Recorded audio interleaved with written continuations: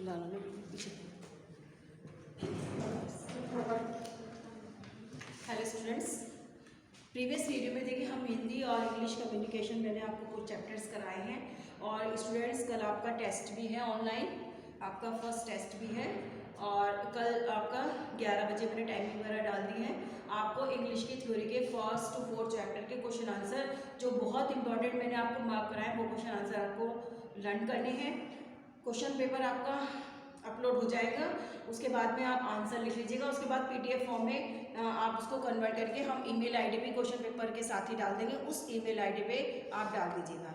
कुछ स्टूडेंट्स देखिए पीडीएफ में कन्वर्ट नहीं करते हैं, ग्रुप में डाल देते हैं कि मैडम हमारे से हो नहीं पा रहा ही है। बट बेटे जैसा कहा गया वैसे करिए, फ़ोन फिल हो जाता है, फिर कहाँ से इतना वो करें स्टूडेंट्स के। तो इसलिए आप पीडीएफ फॉर्म में ही कन्वर्ट करके कर डालेंगे और अपना टेस्ट देंगे सब स्टूडेंट्स, विद नेम वगैरह सब कुछ लिख दीजिएगा। तो आज मैं स्टूडेंट्स आप लोगों को जो वाइवा बेस पर मैं आपको जो कम्युनिकेशन के पीछे भी वीडियो आपके पास गई है, टाइप्स ऑफ कम्युनिकेशन है, प्रोसेस हैं, ये बहुत इंपॉर्टेंट है आप लोगों को पीसी में। स्टूडेंट्स आप लोगों को ये सब जो है केवल इनके हेडिंग्स और आपको थोड़ा सा इनको डिटेल में पढ़ लेना है, क्योंकि आपके ये वाइवा से रिलेटेड हैं आपके क्वेश्चन आंसर। ये आपके क्वेश्चन उसमें नहीं आएंगे एग्जाम में, ये केवल वाइवा से रिलेटेड है। आपको वाइवा में ही जो है एग्जामिनर आपसे क्वेश्चंस पूछेंगे। तो आज मैं वाइवा से ही रिलेटेड जो और चैप्टर्स हैं हमारे, उसमें मैं आपको जो है हेडिंग्स लिखवा रही हूँ और उनको एक्सप्लेन करूँगी इनका मीनिंग क्या होता है। तो आप जो है उनको हेडिंग को लिख लीजिएगा और मीनिंग को आप समझ लीजिएगा कि क्या है। एग्जामिनर आपसे कुछ भी पूछ सकते हैं। सबसे पहले मैंने आपका देखिए पीछे जो हो सकते हैं, मैंने बिजनेस कॉरेस्पॉन्डेंस में आपको सब चीज़ें बता दी, कॉरेस्पॉन्डेंस क्या होता है कैसे।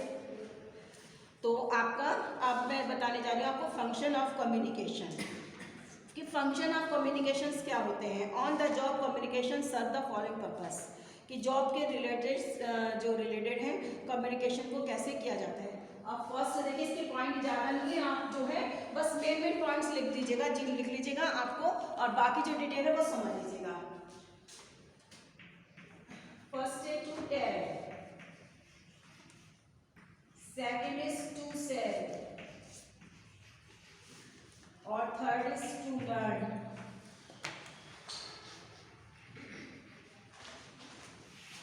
fourth is to decide,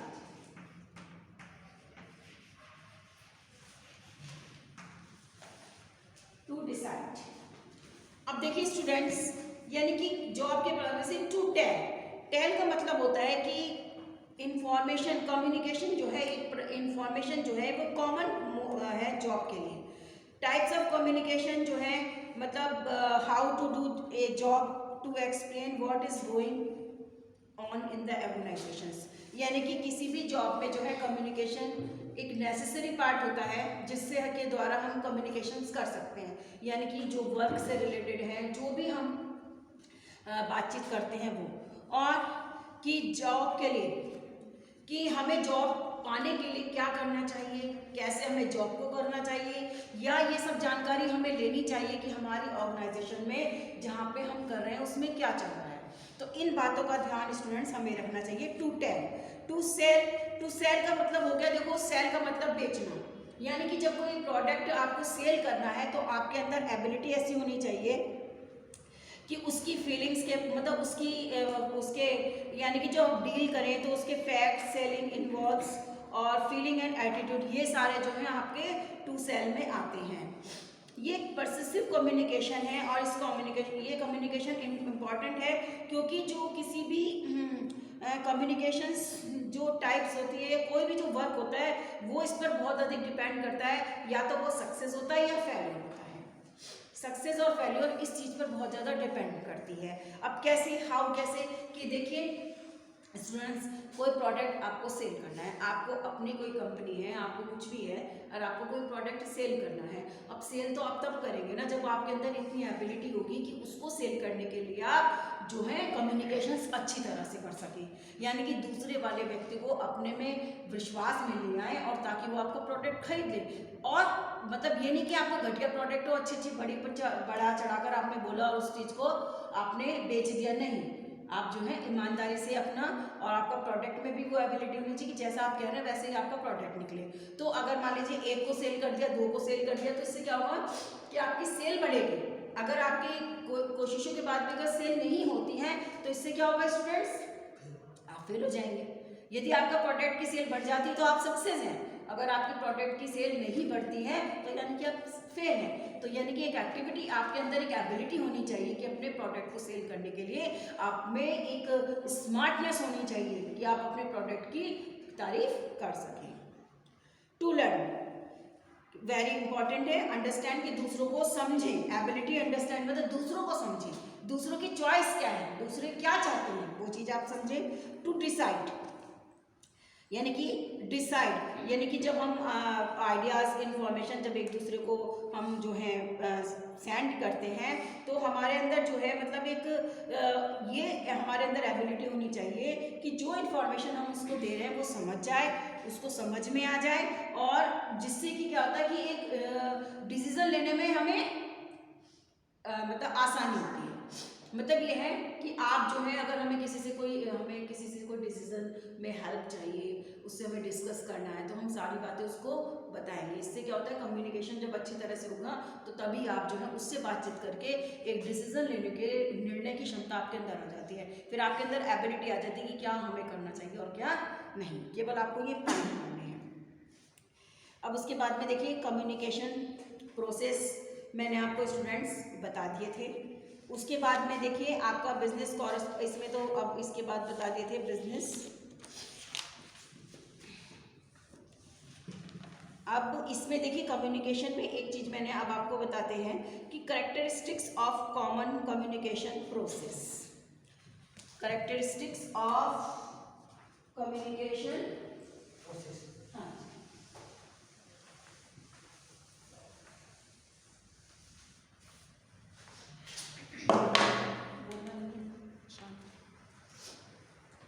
यानी कि कम्युनिकेशन प्रोसेस की कैरेक्टरिस्टिक्स क्या होता है, चारित्रिक गुण है ना, कैरेक्टरिस्टिक।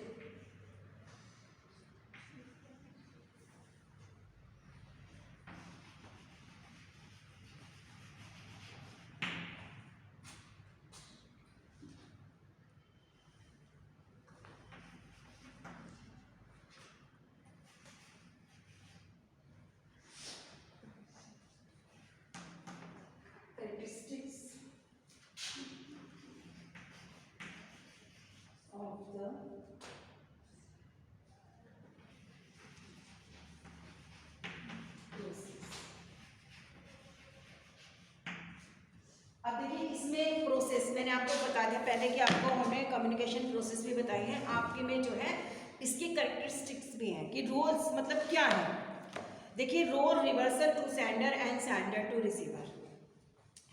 जब कोई सेंडर अपना मैसेज किसी दूसरे व्यक्ति को कन्वे करता है या उससे ओरली करे या कैसे भी करे, तो उससे क्या होता है कि जब वो व्यक्ति मतलब उसको बताकर फेस टू फेस या ऑन फोन या रिटन कम्युनिकेशन के थ्रू जब कोई मैसेज दूसरे व्यक्ति को देता है तो यानी कि देने वाला व्यक्ति सेंडर होता है और लेने वाला व्यक्ति रिसीवर होता है ना, किसी को दिया जाता है। लेकिन ये जो सेंडर और रिसीवर की जो पोजीशन है स्टूडेंट्स, ये रिवर्सेबल है। सेंडर और रिसीवर की जो पोजीशन है वो रिवर्सेबल है, यानी कि वो बदलती रहती है।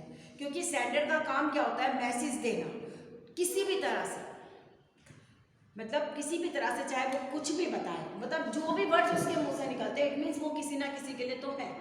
तो जो सेंडर जब दूसरे व्यक्ति को मैसेज देता है और जब उसकी फीडबैक आते हैं या कोई आंसर दिया जाता है तो सामने वाला जब रिसीवर आप लोगों को आंसर देता है या आपसे बातचीत करता है तो ये पोजीशन जो है रिवर्स हो जाती है, तुरंत वो सेंडर बन जाता है, आप रिसीवर बन जाते हैं। ठीक है ना। तो आपके कम्युनिकेशन में स्टूडेंट्स सेंडर और रिसीवर की जो पोजीशन, वो सेंडर और रिसीवर की पोजीशन रिवर्सिबल है, यानी कि चेंज होती रहती है। कभी सेंडर रिसीवर बन जाता है, कभी रिसीवर सेंडर बन जाता है। क्लास में भी ऐसे ही होता है स्टूडेंट्स कि अब ऑफलाइन क्लास अगर होती तो स्टूडेंट्स हम आपसे कुछ पूछते तो मैं आपको बताती, जब मैं आपसे कुछ पूछती तो पोजीशन क्या हो जाती कि आप सेंडर हो जाते, मैं रिसीवर हो जाती। तो यानी कि ये जो है कि रिवर्सिबल है।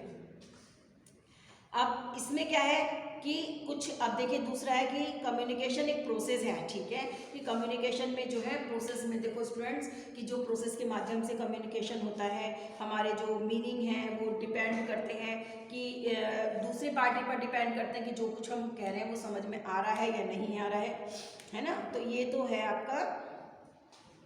अब each message is therefore part of a process, it does not occur in isolation.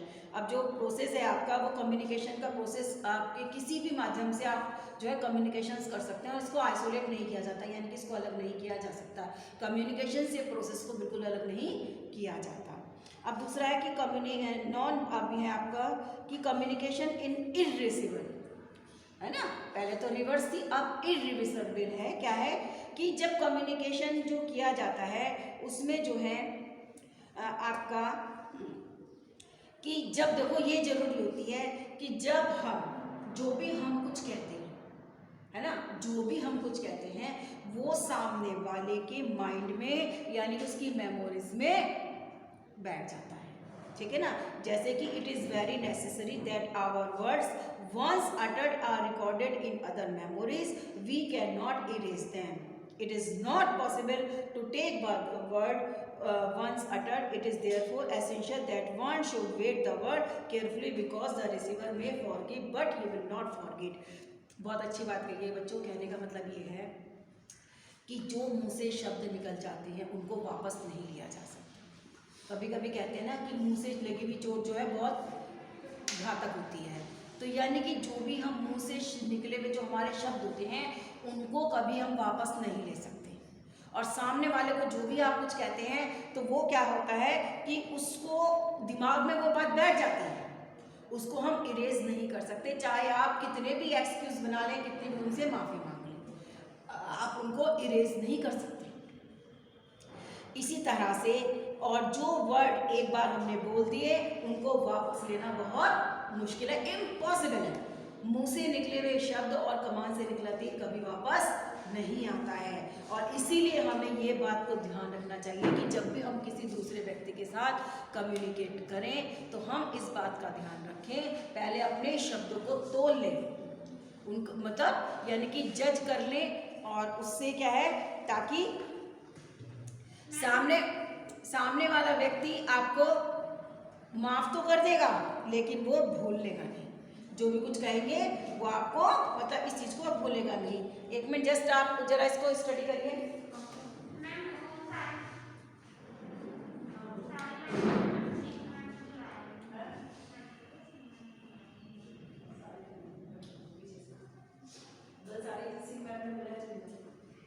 कोई भी तो ठीक है स्टूडेंट्स कि मतलब इस बात का हमें ध्यान रखना है बच्चों की जो भी कुछ बोले बिल्कुल सोच समझ के बोले, क्योंकि हमारे मुंह से निकला हुआ शब्द दूसरों को हर्ट कर सकता है। वो हमें उस समय हम उससे माफ़ी मांग लें कि प्लीज़ फॉरगिव मी, तो वो हमें माफ़ तो कर सकता है लेकिन वो भूलेगा नहीं इसको।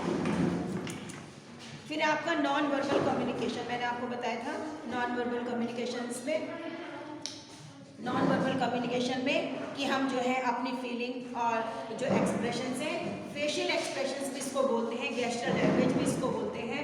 इससे क्या होता है कि कुछ बोलने की ज़रूरत नहीं होती, बल्कि क्या होता है कि हमारा जो है हमारे केवल वेव से ही उस चीज़ को एक्सप्रेस कर सकते हैं, यानी कि हम बिना बोले भी अपनी बात को समझा सकते हैं।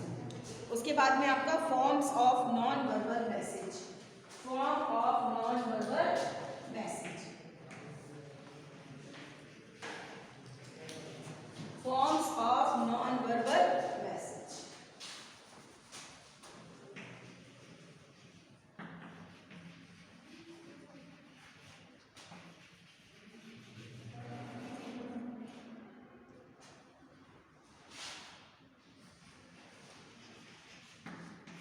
Form of non-verbal message.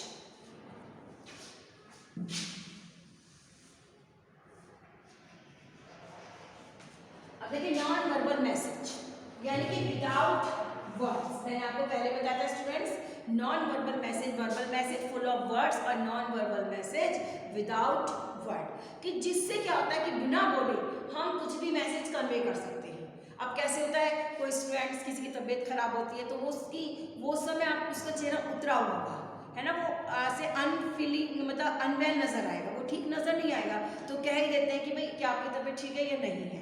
तो इसी तरह से स्टूडेंट नॉन वर्बल मैसेज में जो होता है बच्चों कि हम जो है अपनी बातों को बिना बोले सामने वाले को शो कर सकते हैं। इसमें फर्स्ट है आपका साइन लैंग्वेज, जो मैंने आपको बताई थी साइन लैंग्वेज, कि साइन लैंग्वेज के द्वारा क्या होता है कि हम जो है अपनी बात सिर हिलाकर या अपने शोल्डर्स को अप्स एंड डाउन करके, अपने हेड को ऐसे यस और नो करके हम अपनी बातों को शो कर सकते हैं।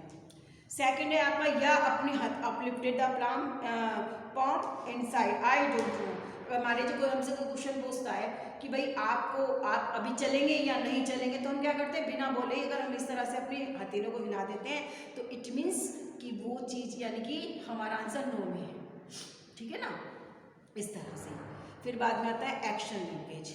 अब एक्शन लैंग्वेज का क्या होता है कि बच्चों कि हमारे कार्य के द्वारा हम मुंह से नहीं बोलेंगे, केवल हमारे हम जो कुछ कर रहे हैं whatever we are doing, उसी से पता चल जाता है कि हम क्या है, हम कैसे हैं। अब कोई व्यक्ति यानी कि अब नॉर्मली वॉक करते हैं तो इंसान नॉर्मली वॉक करते चलते हैं, लेकिन एक व्यक्ति अगर बहुत तेज चल रहा है, दौड़ा जा रहा है, तो सामने वाला व्यक्ति उससे कुछ पूछेगा नहीं, लेकिन उसकी जो चाल है यानी कि जो उसका जाने का ढंग है, वॉकिंग जो उसका मैनर है, वही बता देगा कि ये व्यक्ति बहुत जल्दी में है, कि इसको कोई जल्दी है तभी ये व्यक्ति दौड़ लगा रहा है।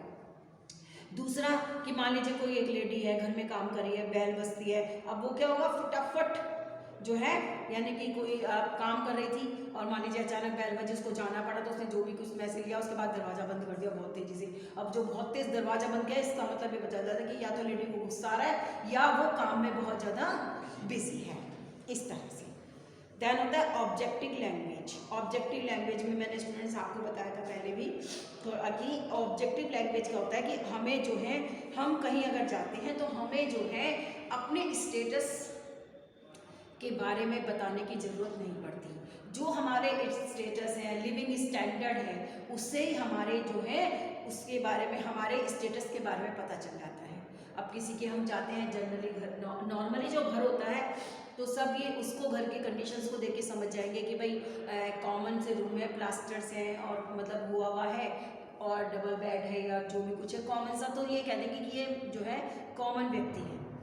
लेकिन दूसरी जगह जाएंगे तो कलरफुल पेंट होगा और फर्नीचर भी अप टू डेट होगा, हर चीज़ होगी, तो उससे पता चल जाएगा कि इनका स्टेटस थोड़ा सा हाई है। किसी और के घर में जाएंगे, विला होते हैं, बंगलो होते हैं, पॉश एरिया में जाएंगे तो गाड़ियाँ खड़ी रहती हैं, घर के बाहर बड़ा गार्डन बना रहता है, हरा भरा एंट्री गेट होता है और बहुत बढ़िया होता है, तो हम खुद ही समझ जाते हैं कि यानी कि यहाँ पे रहने वाले व्यक्ति जो है बहुत ज़्यादा अमीर है। तो वो बिल्डिंग्स यानी कि उनका जो स्ट्रक्चर है मकानों का, दुकानों का, जो भी है, और उसमें जो ऑब्जेक्ट है यानी कि जो फर्नीचर है, जो कुछ है, तो है इंटीरियर डेकोरेशंस बहुत बढ़िया है, तो वो खुद अपने आप में बता देते हैं कि कौन कितने हाई फाई यहाँ पर लोग हैं या किन अच्छे लोगों का ये। तो इससे क्या होता है कि आपका जो है इसमें जो है हमें ऑब्जेक्टिव लैंग्वेज कि हमें बताना नहीं पड़ता और मैसेज अपने आप कन्वे हो जाता है। तो देखो स्टूडेंट्स, तो ये आपका था और forms of non verbal message. अब इसी तरह जो स्टूडेंट्स आपका टाइप्स ऑफ कम्युनिकेशन आ जाता है, chapter number 3 types of communication. और स्टूडेंट्स टाइप्स ऑफ कम्युनिकेशन में भी मैंने आपको बता दिया था कि formal communication, informal communication, oral communication, written communication, gesture communication और body language non verbal communication, ये सारा आपका हो चुका है। मैंने आपको बता दिया था कि फॉर्मल कम्युनिकेशंस क्या होता है स्टूडेंट्स। फॉर्मल कम्युनिकेशन में हम जो है फुल ऑफ फॉर्मेलिटीज़ यानी कि फॉर्मेलिटीज़ का ध्यान रखते हैं, लिखने में भी और बोलने में भी। ये बात आप अच्छी तरह से जानते हैं। मैंने एग्जाम्पल आपको मतलब एक टीचर से या लेक्चरर से कैसे बातें करनी चाहिए उसमें। इनफॉर्मल में अनौपचारिक यानी कि आप अपने फ्रेंड से, अपने मित्र से या अपने भाई बहनों से, कैसे भी पेरेंट्स से, रिलेटिव से आप अनफॉर्मल होकर बातें करेंगे, उसमें कोई औपचारिकता की बात नहीं होती है। उसके बाद था वर्बल कम्युनिकेशन। वर्बल कम्युनिकेशन या आपका ओरल कम्युनिकेशन। इसमें स्टूडेंट्स ये कि ओरल कम्युनिकेशन में क्या होता है कि बातचीत के द्वारा यानी कि बातचीत करनी है, ओरली बात करनी है। इसमें आपको लिखने की ज़रूरत नहीं है, केवल आप बातचीत के द्वारा ही जो है आप कर सकते हैं। इसमें स्टूडेंट्स क्योंकि वर्बल का मतलब होता है फुल ऑफ वर्ड्स, जिसमें हम बोला जाए। उसके बाद आपका बताया था रिटन कम्युनिकेशन। रिटन कम्युनिकेशन में यानी कि लिखना, लिखने के द्वारा हम जो है उस चीज़ को शो कर देते हैं। हम जो चाहे हम अपना स्टडी से रिलेटेड वर्क करें या कैसे भी करें। उसके बाद है स्टूडेंट्स आपका गेस्चर कम्युनिकेशन और बॉडी लैंग्वेज, यानी कि साइन लैंग्वेज। जो मैंने आपको बताया था कि बॉडी लैंग्वेज और गेस्चर लैंग्वेज मीनिंग एक ही है, और इससे क्या होता है कि पता चल जाता है नॉन वर्बल कम्युनिकेशन कि बिना आप मुंह से बोले अपने मैसेज को कन्वे करते हैं। उसके बाद में आपका ये सारे हमने आपको डिटेल में बता दिया है स्टूडेंट्स।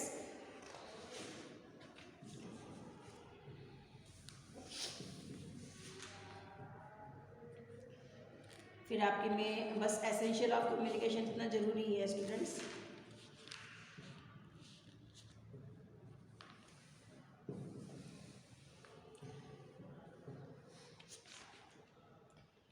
उसके बाद आपका आता है techniques of communication. Techniques of communication में मैंने आपको बताई थी listening, reading, writing and speaking, है ना। टेक्निक्स ऑफ कम्युनिकेशन में आपके ये आ जाएगा, लिख लीजिएगा आप इनको। Techniques of communication, 4 types of techniques of communications मैं लिख देती हूँ।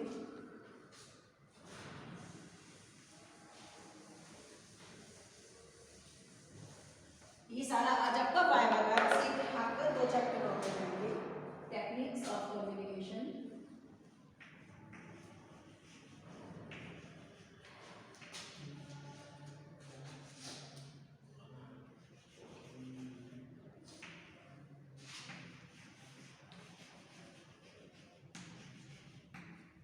अब टेक्निक्स ऑफ कम्युनिकेशन कितनी तरह की, इसमें listening,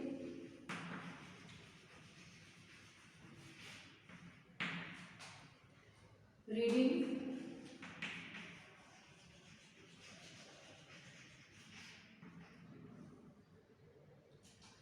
writing,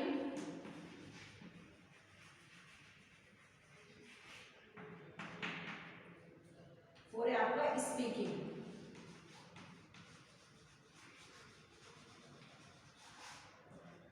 These are the 4 techniques of communication. अब लिसनिंग यानी कि सुनना, यानी कि after reading the famous saying friends कि आप जो है easily understand the value of reading, writing and speaking, but there is no another factor that you must understand the value of listening as the second and fourth proverbs show. यानी कि क्या होता है कि readings make a full man, conference a ready man and writing and exact man. ये देखिए किसी की कहावत है, यानी कि जो रीडिंग होती है उससे आपका जो ये आपकी लिसनिंग, सुनना भी जो है एक आर्ट है। यानी कि आप अटेंटिवली, पेशेंटली जो भी कुछ आपकी क्लास में लेक्चर बताया जा रहा है या कुछ भी बताया जा रहा है उसको ध्यान से सुने। क्योंकि जो बात करते हैं व्यक्ति और अपने यानी कि बातचीत करते हैं तो उसमें देखिए हर तरीके की बातें होती हैं, कैसी भी होती है, स्टडी से रिलेटेड होती है, इंटरटेनमेंट से रिलेटेड होती हैं, हर तरीके की बात होती हैं। तो यानी कि जो लिसनिंग है वो भी, और इसमें क्या है कि हमें जो है लेक्चर को ध्यान से सुनना चाहिए। अब इसमें क्या ध्यान अटेंटिवली कहाँ ध्यान मतलब होना चाहिए, लिसनिंग का प्रोसेस अटेंटिवली कहाँ होता है, या तो किसी आप सत्संग में बैठे हैं तो वहाँ पर बिल्कुल लिसनिंग मतलब ये होता है, ये नहीं होता कि बस दूसरों की सुनते रहो अपने मत कहो, लेकिन जैसे आप कहीं ऐसा होता है कि वहाँ पर सुनना ही उचित होता है। कैसे, जैसे सत्संग में जाते हैं, किसी कथा में जाते हैं, कहीं ऐसे रिलीजियस आप किसी फंक्शन में जाते हैं तो वहाँ पे आप चुपचाप सुनते रहेंगे, या कोई सेमिनार होगा आपके कॉलेज में तो आप जो है सेमिनार को बड़े अटेंटिवली सुनेंगे।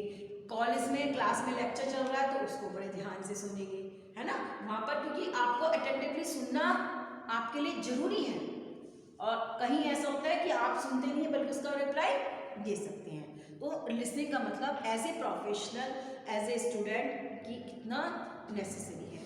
उसके बाद रीडिंग, स्टूडेंट्स रीडिंग पढ़ना, तो पढ़ने से देखिए बहुत कुछ पता चल जाता है कि रीडिंग और studying is an important factor of communication technique. Through the practice of reading you can improve your comprehensive skill. और पढ़ने से क्या होता है, जो आपकी कॉम्प्रिहेंसिव स्किल है, कॉम्प्रिहेंसिव मतलब चारों तरफ की पूरा विस्तृत ज्ञान, नॉलेज जो है उसकी इम्प्रूव होती है आप लोगों की। क्योंकि पढ़ने से कुछ बातें ऐसे स्टूडेंट्स होती हैं कि जो हर कोई नहीं बता सकता।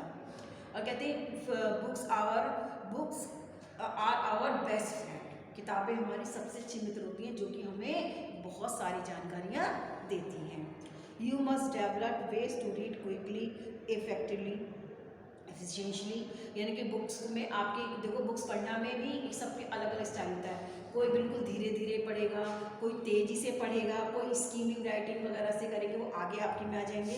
तो ये सारी increase the practice of reading, you can use newspaper, novels, short story for this purpose.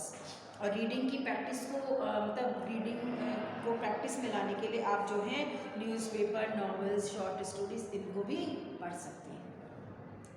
फिर है writing first thing which is very important is the collection of information. अब सबसे पहले आपके पास जानकारियों का कलेक्शन होना चाहिए। भाई लिखेंगे क्या, लिखने का कोई एक मेन पर्पस तो होना चाहिए। Information you can write letter और ए रिपोर्ट। अब इसमें बहुत सारी तरह हो जाती है, चाहे तो आप इंफॉर्मेशन के थ्रू, चाहे आप रिपोर्ट के थ्रू, जो भी आप मैसेज देना चाहें। For writing purpose you need a develop the nature of arguments, discussion etcetera. और इस उद्देश्य से आप जो है अपनी आर्गूमेंट और डिस्कशंस की एबिलिटी को यानी कि नेचर को डेवलप कर सकते हैं।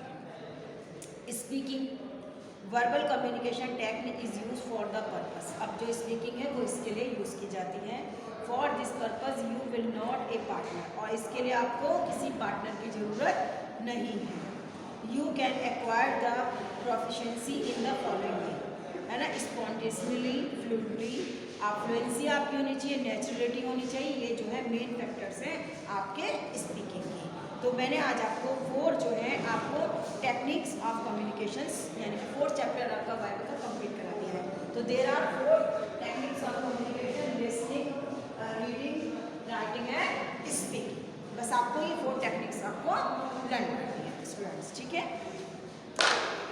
आपको ये लर्न करनी है कि क्या क्या आपको करना है।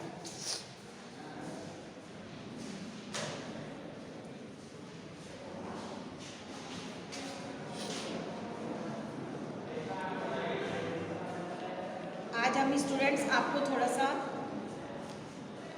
आपका जो ग्रामर वर्क है, जो लर्निंग वर्क है स्टूडेंट्स, यानी कि जो आप लर्न करेंगे, जितना भी आप मतलब वर्क लर्न करेंगे, कौन सा है आप जो है लर्न करने का वाले वर्क है। क्योंकि आपके में students homophones, idiom phrase, synonyms, एंटोनियम्स, one words, ये सारे ही आते हैं, ये सारे आपके में आते हैं। तो मैं आज आपको लर्निंग वर्क जो मार्क कराती हूँ आपको कौन कौन से कहाँ से कैसे करना है, और कुछ जो है आपके में वो मैं आपको बताती हूँ। यानी कि अब आपका जो है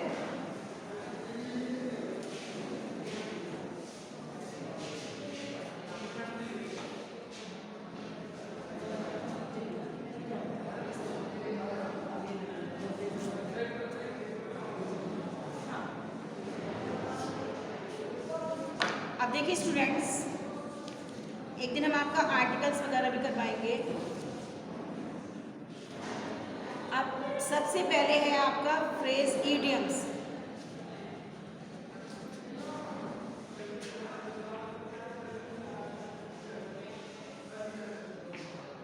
इडियम्स देखो स्टूडेंट्स, आपका पेज नंबर 212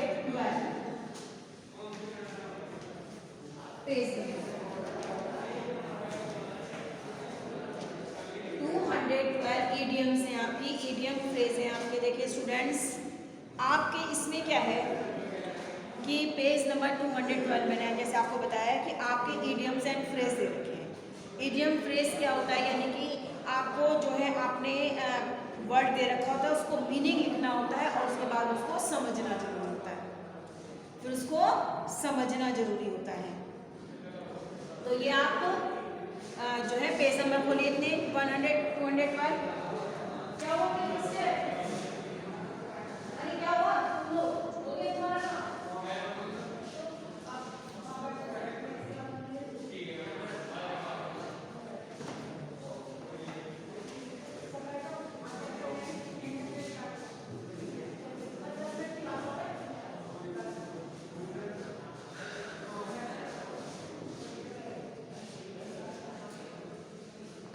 स्टूडेंट्स ये बेशक आपके बहुत एक एक नंबर के या दो दो नंबर के आएंगे स्टूडेंट्स, लेकिन आपको लर्न करने हैं।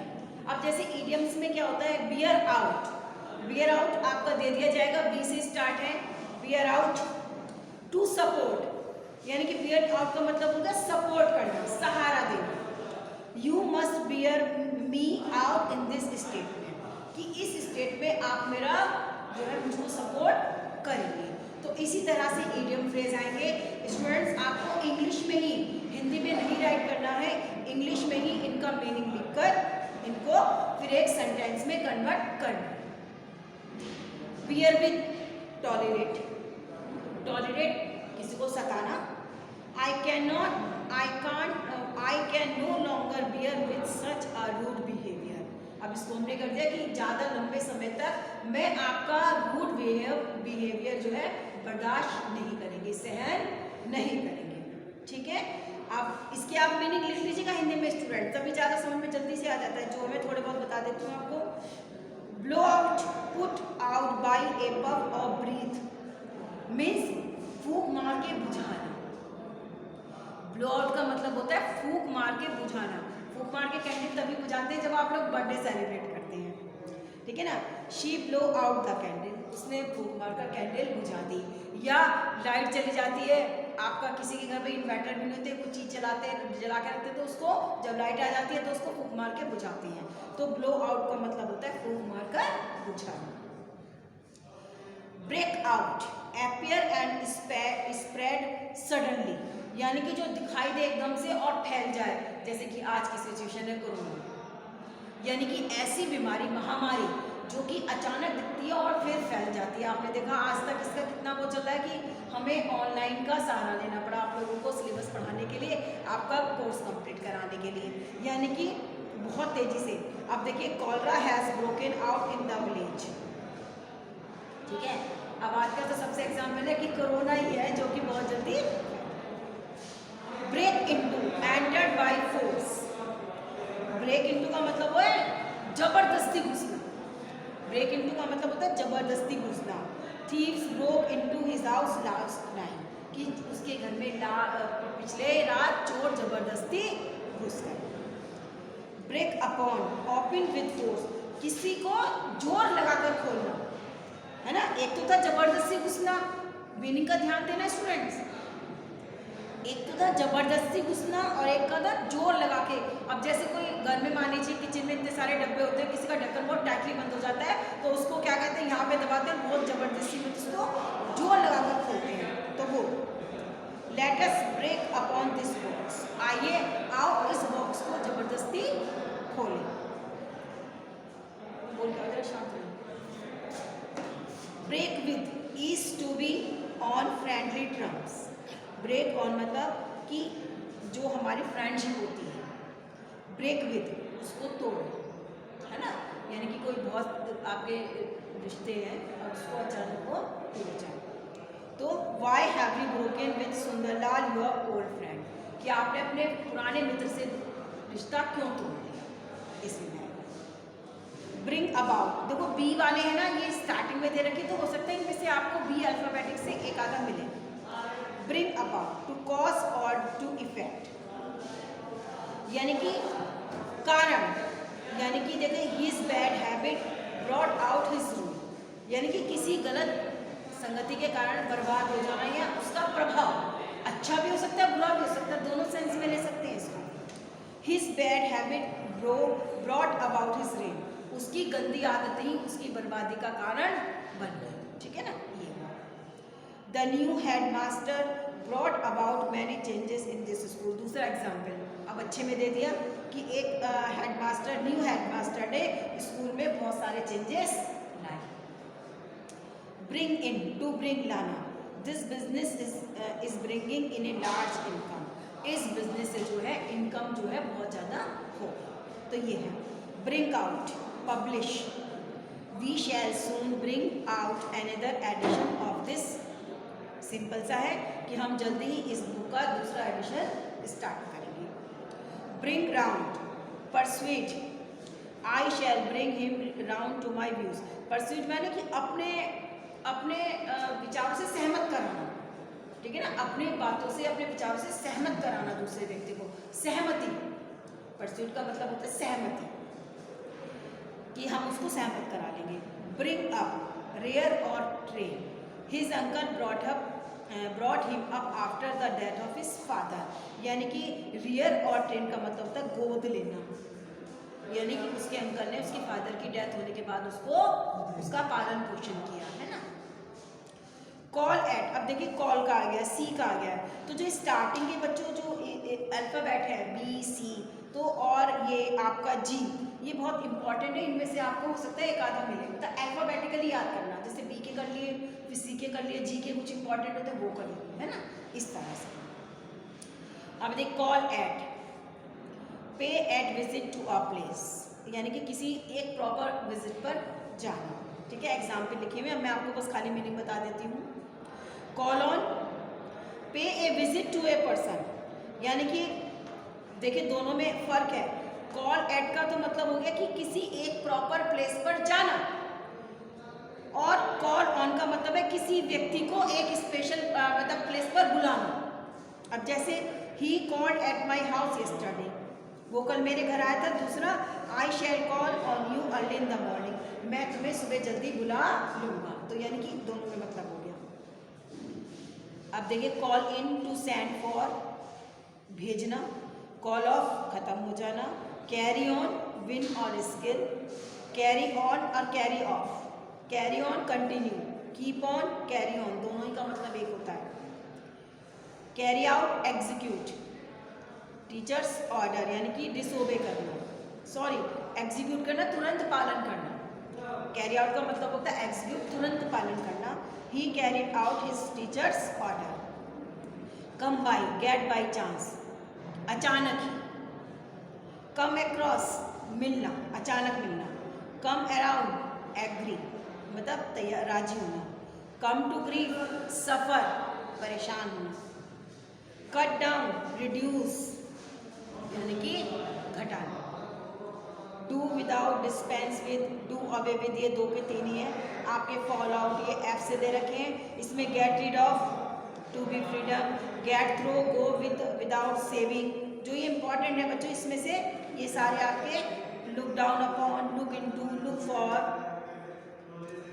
Make up one's mind, make up both end meet, to be in ambush, और as a matter of fact, to breathe one's last, to come to light, break, be and call, to bear the burnt, a bird's eyes view। ये जो इतने important है last में जो है आपके, ये इस तरह से जो है इडियम फ्रेज, ये आपको करने हैं, ठीक है ना। तो ये इडियम फ्रेज में से ये वाले जो मैं आपको बता रही हूँ। उसके बाद पेज नंबर 215 पर है, to be in the good books, to cut a sorry figure, a turncoat, a man of parts, to pocket an insult, to poke one's nose, bad blood, a fair weather friends, a wild goose chase, a man of letter, put up और run down, ये जो है आपके बहुत important है। ए eight a stone throw, ये जो है बहुत इंपॉर्टेंट है। अब दूसरे ये एडवर्बली फ्रेज आ गए हैं आपके, मिसलेनियस है इसमें। अब इसमें तो देखिए बहुत सारे जो आप बचपन से भी देख रहे हो, क्योंकि आप लोग 12th पास है स्टूडेंट्स, आप लोगों ने काफ़ी हद तक इनको करा होगा स्टार्टिंग से ही। तो देखिए इसमें बहुत सारे हैं, तो जो ये एडवर्बल फ्रेज है ना, मिसलेनियस फ्रेजेस, आप इनको भी देख लीजिएगा, आप इन सबको भी देख लीजिएगा, इसमें से भी आ जाएंगे। जैसे एट लार्ज है ना, नॉट अरेस्टेड, तो ये सब देखिए, ये सारे जो हैं आपके मिसलेनियस है। आपको मतलब इसमें एक प्रॉपर अल्फ़ाबेट है जो मैंने आपको मार्क कराया स्टूडेंट्स, वो आप अच्छी तरह से लर्न कर लेंगे, और उसको फिर आप जो है लर्न कर लीजिएगा, क्योंकि आपको लिखने की जरूरत नहीं है स्टूडेंट्स। इनको आप अपनी नोटबुक में मत लिखिएगा, क्योंकि बुक है आपके पास, आप बुक में से ही जो मैंने आपको बोले भी है, मार्क भी कराए हैं, आप इनको लर्न कर लीजिएगा, और आपको लिखने की ज़रूरत नहीं है, क्योंकि ना तो देखो स्टूडेंट्स अब इनका कोई टेस्ट होता है। बस आपको मैं तो लर्निंग वर्क इसलिए बता देती हूँ स्टूडेंट्स, कि ताकि आप ये ईडियम फ्रेज आज हमने आपको बता दिए कि आप ईडियम्स को लर्न जो भी है, क्योंकि इंपॉर्टेंट देखिए कुछ भी ये तो ऐसी चीज़ होती है एक एक नंबर की या दो दो नंबर की आती है आपके एग्जाम पेपर में, और कौन सी आ जाए इसके बारे में हम कुछ नहीं कह सकते, इनके बारे में अनसर्टेन है, क्योंकि हम नहीं कह सकते आपको कि कौन सा आए।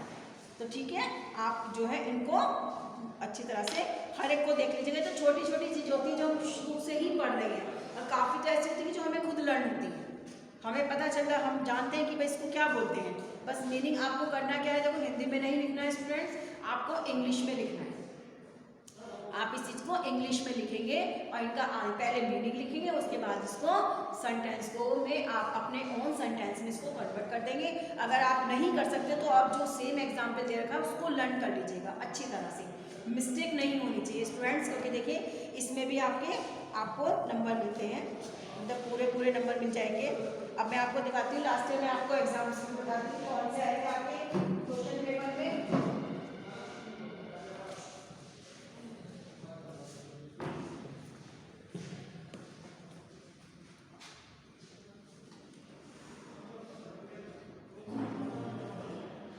कि कौन से आए थे आपको,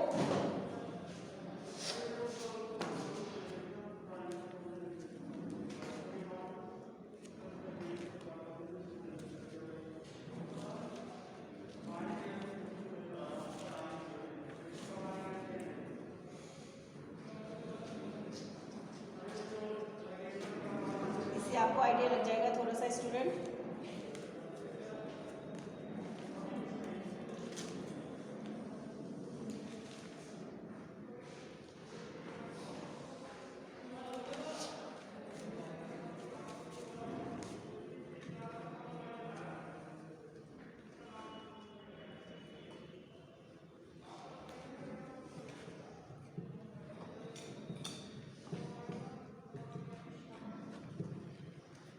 शायद स्टूडेंट्स क्वेश्चन पेपर खुल रहे क्या आज,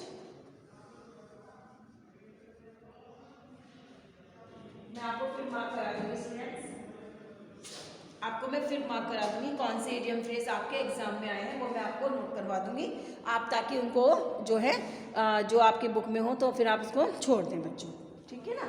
तो आप जो है ये स्टूडेंट जो इडियम फ्रेज है हमने आपको करवाए हैं, आप इनको अच्छी तरह से जो मैंने आपको बताया है इनको धीरे धीरे लर्न करना शुरू कर दीजिएगा, क्योंकि स्टूडेंट्स अभी से आप लर्न करेंगे तो एग्जाम टाइम तक आपको ये लर्न हो जाएंगे। तो अभी आपको धीरे धीरे इनको लर्न करना शुरू कर दीजिएगा, जितना मैंने आपको बताया है उनकी स्टडी आप करिए, देखिए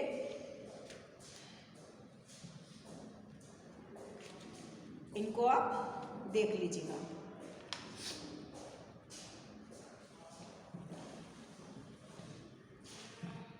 जितने भी आपके मार्क्स के यहाँ आएंगे एडवर्बियल फ्रेज जो है ये आप जैसे बहुत इंपॉर्टेंट है, क्रोकोडाइल टीयर्स दे रखा है इसमें, बहुत इंपॉर्टेंट है स्टूडेंट्स, तो आप उनको भी कर लीजिएगा। क्रोकोडाइल टीयर्स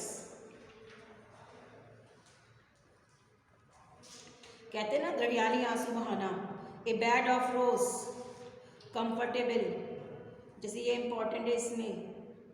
आपकी लॉइंस शेयर ये भी बहुत इंपॉर्टेंट है, फेयर एंड स्क्वायर ये भी बहुत इंपॉर्टेंट है आपका। फिर इसमें है to one's face, to be on one's last legs, burning question, bread and butter बहुत इंपॉर्टेंट होता है, ये भी है कि livelihood, every one struggle for bread and butter, ये अपनी जीविका के लिए सब हर कोई संघर्ष करता है, बहुत इंपॉर्टेंट है ये जो आते हैं।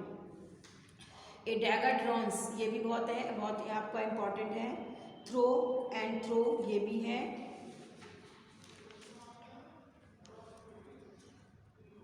ए laughing stock, a black sheep, to nip in the bud, null and void, to leave no stone unturned, through thick and thin, turning point, a red letter day,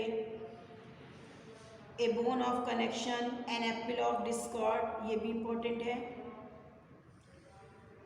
की body and soul together, a cat and dog life, ये जो है आप जो हैं ये बहुत important है आपके, इनको जो मैंने आपको बताए हैं आप इनको भी देख लीजिएगा, आपको इसमें से भी ज़रूर कुछ कोई ना कोई मिलेंगे। तो स्टूडेंट्स आज मैंने आपको इडियम्स बता दिए हैं, आप इनको लर्न कर लीजिएगा, धीरे धीरे शुरू कर दीजिएगा ताकि आपको कोई प्रॉब्लम ना हो। इसी तरह से नेक्स्ट वीडियो में भी हम आपको इसी तरह से आपके जो लर्निंग वर्क है उनके बारे में आपको बताते रहेंगे ताकि आप उनको लर्न करते रहें। Till then stay home, stay safe.